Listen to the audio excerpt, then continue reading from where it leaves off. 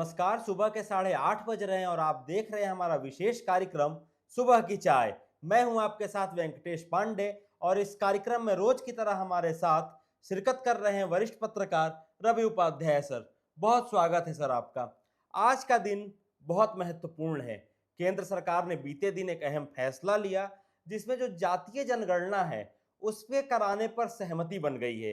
यानी जब जनगणना होगा तो उसके साथ जातिगत जनगणना भी होगा। बीते दिन एक और बड़ी खबर आई जिसमें यह कहा गया कि जो अनंत सिंह हैं वो जेल से बाहर आ गए हैं। क्यों आए हैं बाहर बताएंगे आपको। इसके अलावा जो प्रदेश के उप मुख्यमंत्री हैं उन्होंने भी एक बड़ी घोषणा की और उन्होंने कहा कि जो बिहार है उसमें 2005 और 2020 के बीच में जो लोगों को रोजगार देने का काम है वो काफी तेजी से किया गया है। साथ ही उन्होंने और कई मुद्दों पर भी बात कही। इसके अलावा जो मौसम का मिजाज है वो लगातार बदल रहा है। मई ने दस्तक दे दी है लेकिन जो मौसम का मिजाज है वो कभी ठंडी बयार बह रही है तो कभी गर्म हवा चल रही है। आखिर में बताएंगे आज 1 मई है तो 1 मई का इतिहास क्या है, उसके पीछे की कहानी क्या है। तो एक एक कर इस वीडियो में शुरू करते हैं। सर सबसे पहले केंद्र जो सरकार है बीते दिन जो जातीय जनगणना है उस पर मुहर लगा दी और कहा कि जब हम जनगणना कराएंगे तो साथ साथ जातीय गणना भी होगी। उसके बाद जो तमाम नेता हैं बयान, सोशल मीडिया के एक्स हैंडल, हर तरह का ट्वीट, इसको आप कैसे देख रहे हैं? देखिए, नरेंद्र मोदी गवर्नमेंट ने, नरेंद्र मोदी की कैबिनेट ने बीते दिन इस पर मुहर लगाई है कि जातीय गणना कराया जाएगा। हम्म। तो ये सबसे बड़ी बात है कि 2024 का जब लोकसभा का चुनाव हो रहा था, ऐसे में जो इंडिया ब्लॉक है, महागठबंधन है, हम्म। उसकी मांग थी कि जो सो जातीय गणना कराई जाए, हम्म। लेकिन उस समय नहीं किया गया। तो ये प्रमुख जो लोकसभा के चुनाव के दरमियान यह प्रमुख मांग था इंडिया गठबंधन का कि जातीय गणना कराई जाए। तो ऐसे में यह विपक्ष की ओर से, या विपक्ष जो है आरजेडी जो है सो तेजस्वी यादव है, नेता प्रतिपक्ष है, जो ड्राइविंग सीट पर हैं और महागठबंधन को वही लीड भी कर रहे हैं, उन्होंने कहा कि यह जो है सो जातीय गणना कराने की केंद्र सरकार की जो अनुशंसा हुई है अब होगा, तो वो कहीं ना कहीं उसमें राजद की या विपक्ष की एक बड़ी जीत है। और आपने देखा भी था कि बीते दिन पार्टी कार्यालय में वो प्रेस कॉन्फ्रेंस की है, उसके बाद से मिठाई बांटी, पटाखा भी फोड़े गए। हाँ, लालू यादव का बकायदा ट्वीट भी आया है। बिल्कुल। तो ये देखिए सबसे बड़ी बात है कि जब 2023 में 2 अक्टूबर को ये बिहार में जातीय गणना कराई गई थी। बिहार सरकार ने अपने मद से 500 करोड़ रुपए की राशि खर्च की थी जातीय गणना कराने पर। बिहार देखिए एक पिछड़ा हुआ प्रदेश है, गरीब प्रदेश है, उसमें 500 करोड़ रुपए सिर्फ गणना कराने के लिए, जातीय गणना के लिए जब खर्च हुआ, राशि, बड़ी राशि खर्च हुई, तो ऐसे में निश्चित रूप से। और अब देखिए ठीक आपको 2023 में की बात है, और उस समय 500 करोड़ रुपए जब खर्च होने की बात खर्च की गई बिहार सरकार की ओर से, और 2025 चल रहा है। देखिए अब जो है सो केंद्र सरकार ने इस पर मुहर लगाई है कि कराएंगे। इस वर्ष बिहार का चुनाव भी है। वही उसी पर आ रहे हैं। तो ये समझिए कि आपको उस समय क्यों नहीं नरेंद्र मोदी की सरकार ने इस पर, जबकि बयाप्ते शिष्टमंडल जाकर के मिला था, सबसे मांग हुई थी, डिमांड हुआ था, लेकिन उसमें आउटराइटली रिजेक्ट कर दिया गया था। और अब जब 2025 में बिहार विधानसभा का आम चुनाव होना है, ऐसे में यह जो केंद्र सरकार की ओर से, नरेंद्र मोदी गवर्नमेंट की ओर से यह बड़ी घोषणा की गई है, तो निश्चित रूप से जो विपक्ष है, जो प्रतिपक्ष है, वह जो सवाल खड़ा कर रहा है, लालू प्रसाद यादव खड़ा कर रहे हैं, तो यह कहीं ना कहीं सवाल तो बनता है कि अब ऐसे में विधानसभा का चुनाव के आपको 90 दिन, 3 महीने के आसपास, उसके बाद फिर आचार संहिता लागू हो जाएगा। तो ये कौन सा इनके पास में जादू की छड़ी है कि यह 3 महीना पहले ही करा लेंगे, तो यह कराएंगे तो फिर इधर उधर झोलझाल होगा। तो ये जो, और सबके आप जब बात करते हैं, सबका साथ, सबका विकास और सबको साथ लेकर के विश्वास की बात, तो कहीं ना कहीं तो इसमें कुछ ना कुछ आपको होता हुआ दिखाई पड़ेगा। तो यही विपक्ष भी कह रहा है कि यह चुनावी लाभ के लिए किया गया है। हालांकि नीतीश कुमार जो एनडीए फोल्ड में है, और तमाम भारतीय जनता पार्टी के जितने भी बड़े नेता हैं, नित्यानंद राय केंद्रीय गृह राज्य मंत्री कह लीजिए, दिलीप जायसवाल प्रदेश अध्यक्ष कह लीजिए, मंगल पांडे जो है सो पूर्व प्रदेश अध्यक्ष और अभी जो है सो बिहार में स्वास्थ्य मंत्री, इन लोगों ने, तमाम लोगों ने इसकी सराहना की है नरेंद्र मोदी सरकार की। देखिए सराहना होनी भी चाहिए, यह जब सामूहिकता में आप देखिएगा तो यह एक निश्चय बड़ा निर्णय है। लेकिन सवाल यह है फिर विपक्ष की ओर से कि जब बात कर रहे हैं कि जब जातीय गणना कराने की, तो फिर क्यों नहीं पहले ही करा दिया गया? क्योंकि 500 करोड़ रुपए जो बिहार की अपनी राशि खर्च हुई इसको कराने में, वह राशि से आप नहीं खर्च होती, नहीं लगती, और उस राशि का दूसरा इस्तेमाल बिहार के विकास में, सर्वांगीण विकास में होता, तो यह एक बात समझ में आती। अब देखिए लालू प्रसाद यादव कह रहे हैं कि 30 वर्ष पहले संयुक्त मोर्चा की जब केंद्र में सरकार थी तो इस फैसले की मंजूरी मिल गई थी, लेकिन तत्कालीन जो अटल बिहारी वाजपेयी की सरकार थी 2001 में, वह जनगणना इस पर अमल नहीं की। तो यह एक बात सुनाई पड़ता है। उसके बाद भी वह कह रहे हैं कि देखिए मुलायम सिंह और थे जो उस समय समाजवादी पार्टी के, और शरद यादव समेत और लालू प्रसाद यादव ने इसके लिए लंबा संघर्ष किया, संघर्ष का बेकायदा जिक्र किया है। बिल्कुल।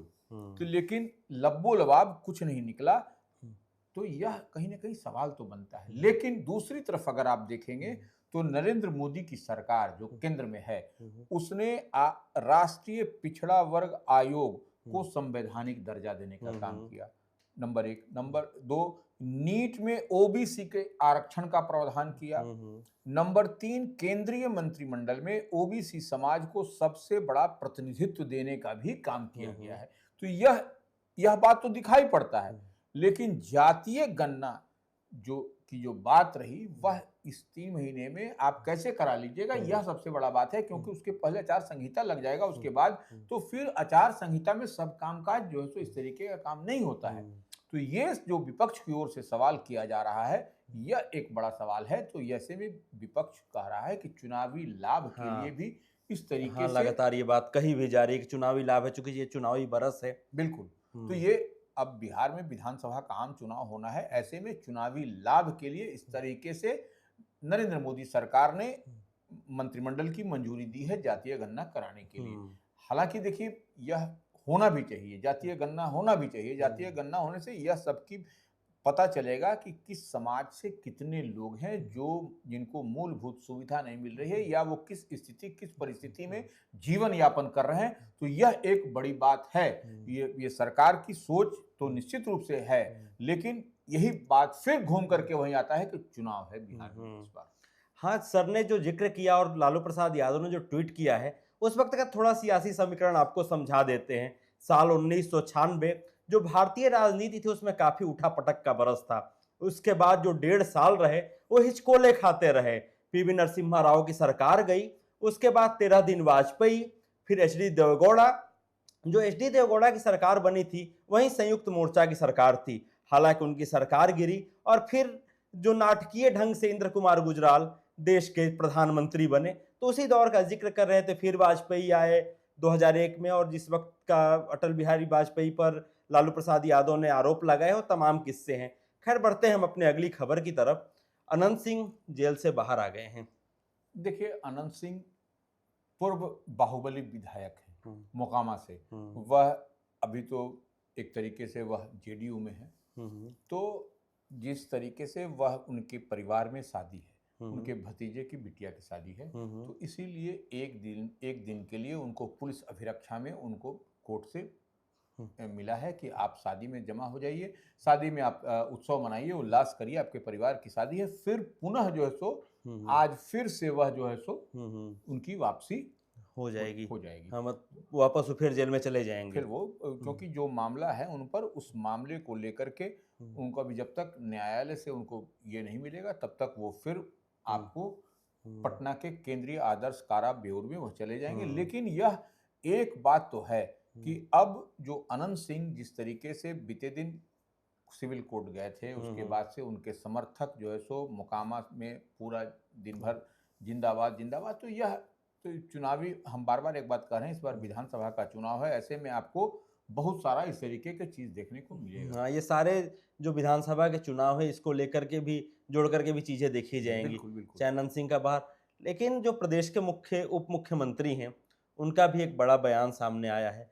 उन्होंने जो डिग्री कॉलेज हैं खोलने की बात कही, और जो 534 ब्लॉक हैं उसमें डिग्री कॉलेज खोलने की उन्होंने बात कही है। तो एक तरह से जो शिक्षा है, रोजगार है, उसको बढ़ाने को लेकर 2005 से 2020 का भी उन्होंने जिक्र किया है। नहीं, देखिए सबसे बड़ी बात है, सम्राट चौधरी हैं उप मुख्यमंत्री और भारतीय जनता पार्टी के वो वरिष्ठ नेता हैं, तो निश्चित रूप से सरकार की बात वह आम आवाम के बीच में कर रहे हैं। और इसी को लेकर के बीते दिन उन्होंने कहा कि 534 प्रखंड है बिहार में, उनमें जो है सो आपको डिग्री कॉलेज महाविद्यालय खोला जाएगा। ये खोलने की बात है और सरकार इस दिशा में काम भी कर रही है। सरकार की है कि अब जितने भी लोग हैं वह महाविद्यालयों में पढ़ें और उनको दूर नहीं जाना पड़े, अपने ही ब्लॉक अपने ही प्रखंड में उस तरीके की व्यवस्था हो, कॉलेज हो, महाडिग्री की तक की पढ़ाई सुनिश्चित हो सके, तो यह एक बात है। और देखिए सम्राट चौधरी इतना ही नहीं, सम्राट चौधरी ने यह भी कहा कि जो रोजगार है, हाँ रोजगार की जो बात होती है तो निश्चित रूप से श्रेय लेने की बात है, क्योंकि तेजस्वी यादव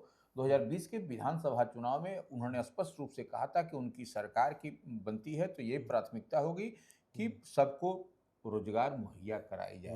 तो यह और पलायन की बात की थी, तो ये निश्चित रूप से जब रोजगार मिल जाएगा तो पलायन स्वतः बंद हो जाएगा बिहार से बाहर जाने का। तो यह निश्चित रूप से वह जो सम्राट चौधरी हैं भारतीय जनता पार्टी के वरिष्ठ नेता हैं, उप मुख्यमंत्री, वह कह रहे हैं चुनाव के पहले काम गिनवाए जा रहे हैं। निश्चित रूप से 2005 से 2020 तक बिहार में जो है सो 7,40,000 हाँ 40,000 लोगों को रोजगार दिया गया है और रोजगार देने की ओर एक बड़ी लकीर खींचने की कवायद एनडीए की ओर से, नीतीश सरकार की ओर से की जा रही है। इसी बात का जिक्र चुनाव से पहले जो राजनीतिक समीकरण है वो तो बदल ही रहे हैं, लेकिन जो बिहार का मौसम है वो भी इस साल काफी करवट ले रहा है। फिर से अलर्ट जारी किया गया है कि कहीं ठनका गिर सकता है, कहीं तेज बारिश हो सकती है। ऐसे में लोगों को सावधान रहने की जरूरत है। देखिए अभी बिहार का इन दिनों जो भीषण गर्मी, भीषण तपिश थी, उससे आम आवाम को बहुत निजात मिला है। निजात इस लिहाज से क्योंकि मौसम जो करवट बदला, जो मौसम का अचानक मिजाज बदला है, वह मौसम से बहुत राहत लोगों को मिल रही है। अब जो सो हल्का सा माने गुलाबी ठंड का भी एहसास हो रहा है, इसमें कहीं कोई दो मत नहीं। लग ही नहीं रहा है कि बिहार के में आदमी रह रहा है। और भीषण तपिश गर्मी तो एक तरफ हो गई बात। तो ऐसे में यह इस मौसम के मिजाज के बदलने का मूल कारण है, जो मौसम विभाग की ओर से जानकारी दी जा रही है कि लगातार बारिश, ओला, हाँ वज्रपात को भी लेकर कहा गया है। बिल्कुल। तो वो आपको वज्रपात, ओला और बारिश हो रही है, उससे मौसम सुहावना हो गया है। निश्चित रूप से फिर भी जो है सो फिर 17 जिलों में जो है सो ऑरेंज अलर्ट की बात कही मौसम विभाग की ओर से की गई है, जिसमें पटना है और गया है। हाँ ये जो है सो यहाँ पर आपको बारिश होगी, चमक के साथ माने छींटे पड़ेंगे और बिजली भी, आकाशीय बिजली भी गिरेगी, ठनका गिरने की भी संभावना जताई गई है। तो ऐसे में लोगों को सावधान रहने की जरूरत है, सावधान रहना और आज 1 मई है। हमने शुरू में ही आपसे कहा था कि 1 मई का जिक्र करेंगे। ये 1 मई मजदूर दिवस मनाने की कहानी कहाँ से शुरू हुई, इससे आपको थोड़ा सा चलते चलते रूबरू करा देते हैं। बात 1880 के दशक की है, अगर ठीक ठीक कहूँ तो 1886 की है। अमेरिका का शिकागो शहर, जहां कुछ मजदूर सड़कों पर उतर गए। दरअसल इसके पीछे की वजह ये थी कि उनसे कहा जा रहा था कि सूर्योदय से लेकर के सूर्यास्त तक आप लगातार काम करिए। यह भी कहा जा रहा था कि 15-15 घंटे काम करिए। इसके विरोध में जो तमाम मजदूर है वो सड़कों पर उतर आए और सरकार से मांग करने लगे कि हमें 8 घंटा ही हम काम करेंगे और साथ ही हमें सप्ताह में 1 दिन की छुट्टी चाहिए। हालांकि तब सरकार मानने को तैयार नहीं थी और उन पर काफी कार्रवाई भी की गई, उन पर पुलिस का बल प्रयोग भी हुआ। लेकिन वक्त बीता, धीरे धीरे यह आंदोलन उग्र होता गया। अंततः साल 1889 में सरकार को झुकना पड़ा और मानना पड़ा। वहीं से यह रवायत शुरू हुई 1 मई मजदूर दिवस के रूप में। भारत में हालांकि उस समय बरतानिया हुकूमत थी, शायद इसलिए आने में कुछ समय लगा। साल 1923, 1 मई की तारीख और जगह चेन्नई, वहां से शुरुआत हुई मजदूर दिवस की। और भारत के ज्यादातर राज्यों में 1 मई को सरकारी अवकाश रहता है। ऐसी ही तमाम खबरों, चर्चाओं के लिए देखते रहिए लाइव सिटीज। शुक्रिया।